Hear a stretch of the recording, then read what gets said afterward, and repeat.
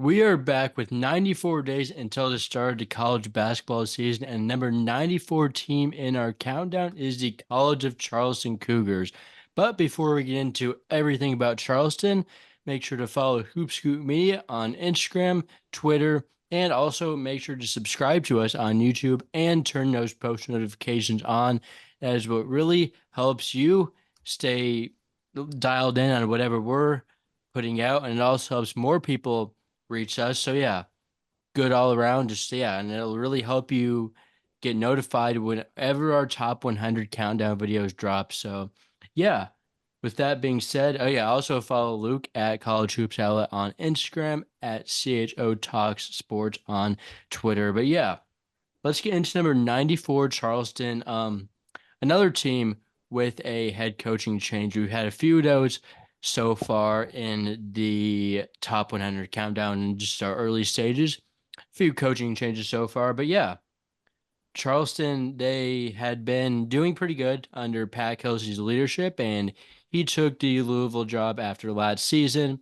Last season ended with a 27-8 record and NCAA tournament appearance where they lost in the first round. And yeah, so Pat Kelsey took the Louisville job, but then Charleston bounced back and they hired Chris Mack, who this was one of the best hires of the carousel, in my opinion. I know we already talked about it back in our huge carousel episode, but just remind everyone your thoughts on this hire, Luke. Yeah, I think I went with an A plus in that video. It was one of my favorite hires of the cycle. Hmm. I really think that's about as good as Charleston could have got. And although Yeah. Chris Mack's a couple years removed from Louisville, I believe it was, Yes. where he left off at, I think a little bit of fire in him now after a couple years off. I think he can really take Charleston to another level. Yes, that would be the one potential downside if you had to really pick away at the hire that he's maybe not used to the current NIL climate. I think he like when he was just leaving Louisville, that was around when like NIL started to pick up. But yeah, like he got a one seed like not that long ago at Xavier, so like it's hard to be too critical when Charleston makes the hire of this caliber. But yeah, obviously, when you have a coaching change, even when you make this good of a hire, you're gonna have some roster turnover, and they had quite a bit of it. Three players ended up following Kelsey to Louisville, and Rain Smith, James Scott, and Kobe Rogers all followed Kelsey. Yeah. Few guys exhausted their eligibility. Bryce Butler and Frankie Policelli. Ben Burnham transferred to Virginia Tech. A few transfers going to Eastern Kentucky and Jordan Crawford and Mayor Wool, and Cleo London off to Tennessee State. So yeah, but with that being said, Chris Mack was able to get some guys back on the team, a few guys back from the portal, most notably Ante Berzovic, who that this is a big piece to get back. Because he was kind of leader of the Charleston team. A lot of the offense ran through him.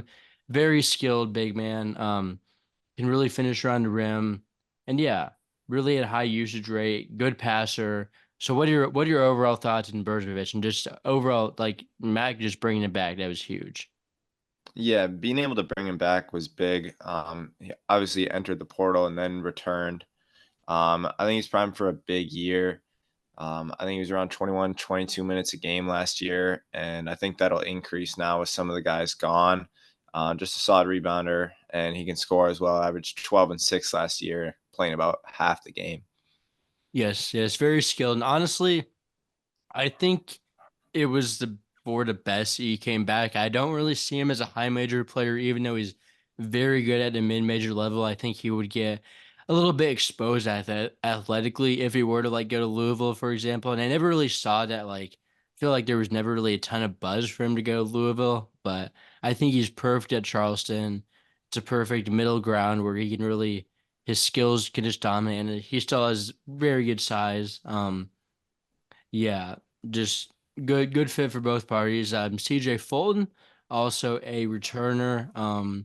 Yeah, he started most of the season at point guard. Not a guy who really looks to score. More of a pass first guy.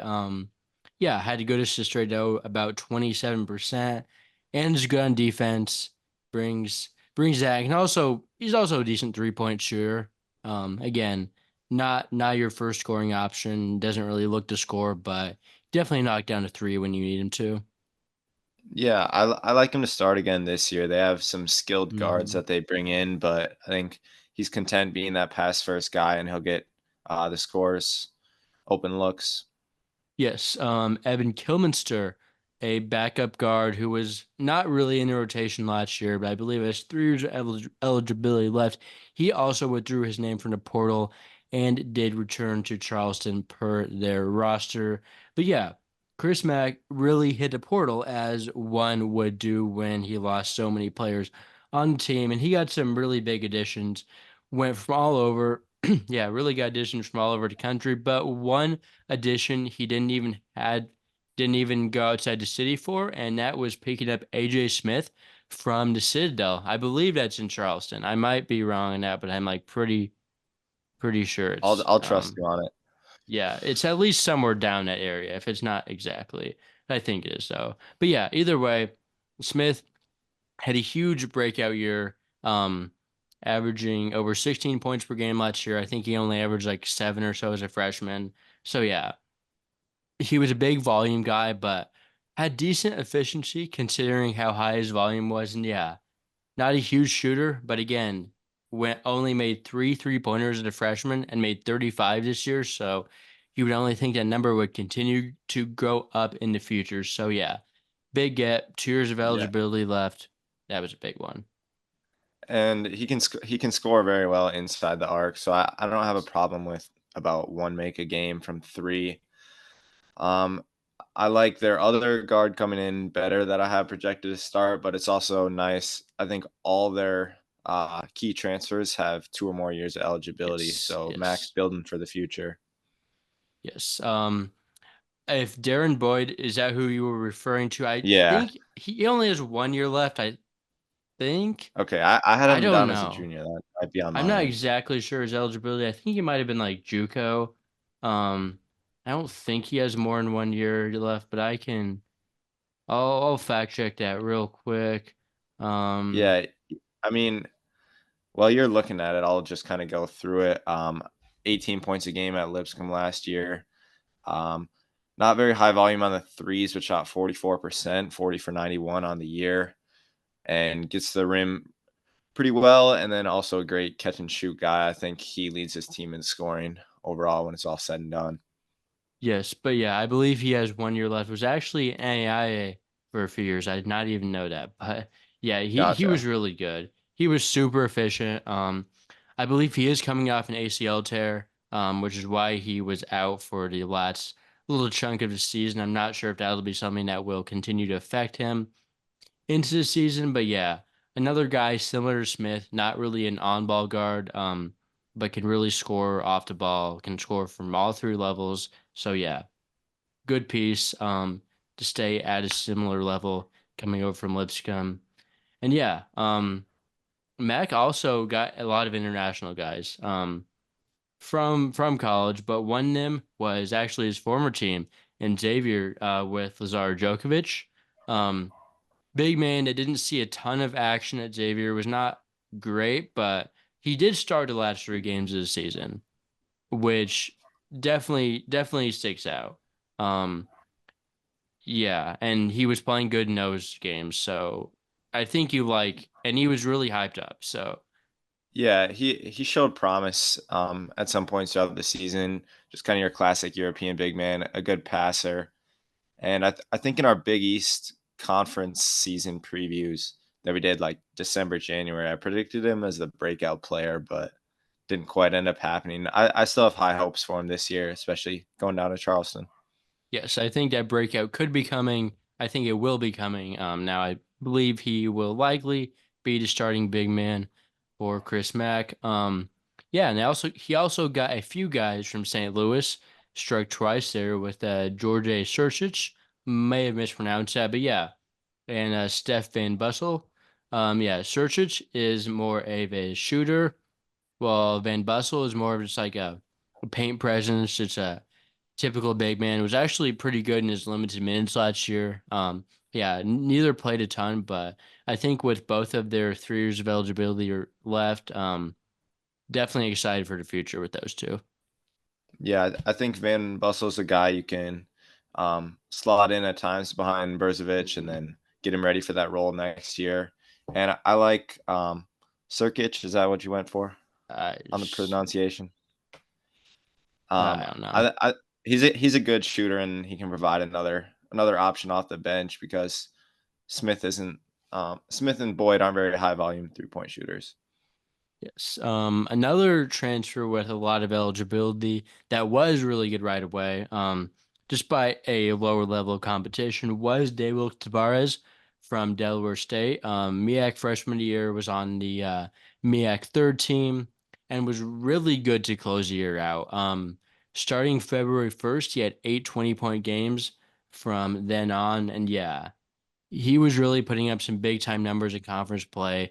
Did have some noted turnover problems, turned the ball over a lot, but also got a lot of assists. So he was passing it a lot, just to the other team a lot as well. But definitely something that I think can be fixed in the future. Probably playing in a little bit better system this upcoming year. But yeah, I think he's a good piece to hang on to and really get. Yeah, I think the assist rate was at 24% and the turnover rate near 22%. So just really high numbers on both ends there. He's doing something with the ball every Yeah. time he gets it. Solid 3-level scorer, great at the catch and shoot, can really play both guard positions. I wouldn't mind seeing him start, but I think he's better off the bench coming in and Yeah. being that second unit spark plug.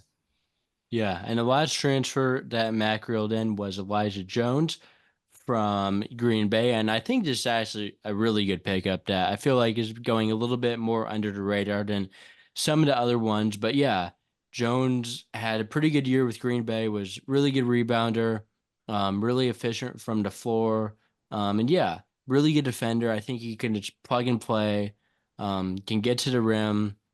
Yeah, really athletic at that wing position, and yeah, I feel like he's not a super high usage guy, so any team could use someone like him who can really jump, can defend, all that fun stuff. Yeah, a solid athlete can play either the 3 or the 4. Doesn't need the ball a lot, and I think like you said, he has a place on any team, and I think he fits really well in this Charleston rotation. Yes, a lot of good transfer goods. He also, Chris Mack got two incoming freshmen, one international, one from the States. The one from the United States is just from South Carolina, so within the state, that is Jackson Prunty, um, a guard that I think should be a good two-way player. Um, and then he also got Justice Stankus from Lithuania. Both players I think are pretty good. I'm not sure exactly what the minutes are going to look like with their current roster, but I think both are like talented enough to get minutes. I just don't know if the minutes are going to be there. Yeah, Stonkus is a really interesting piece. 6'6" guard. He can do a bit of everything. Good shooter from what I watched. Don't have the Yes. Lithuanian league numbers on hand, but Yes. I think they're both viable for the future. Yeah, for sure. But yeah, overall thoughts on Charleston, like just winning the coaching cycle by that much was huge. So like considering the level that they're at, just like it's crazy to think about when you're at a CAA school and you lose your coach to like a top 10 job in the country, and then the guy you get is like probably a better coach. Like when you're at a program like that, I mean, Charleston is definitely the class of the conference in terms of resources, able to like bring in guys like that, but still, it's pretty crazy. Um, yeah, and I think the pieces are in line to have a really good offensive season, which is something that Chris Mack and Charleston have both been doing. I mean, I guess Pat Kelsey was a Chris Mack assistant, so it lines up. But yeah, I think the offense should be great. Like the pieces are just lined up to have a really good offensive year. Yeah, I think looking at the top of the CAA, I really had it down as a two-team race between them and Towson. Towson brings back Okay. a lot, but I still like Charleston overall. Chris Mack at the helm, and a lot of really talented guys on the roster.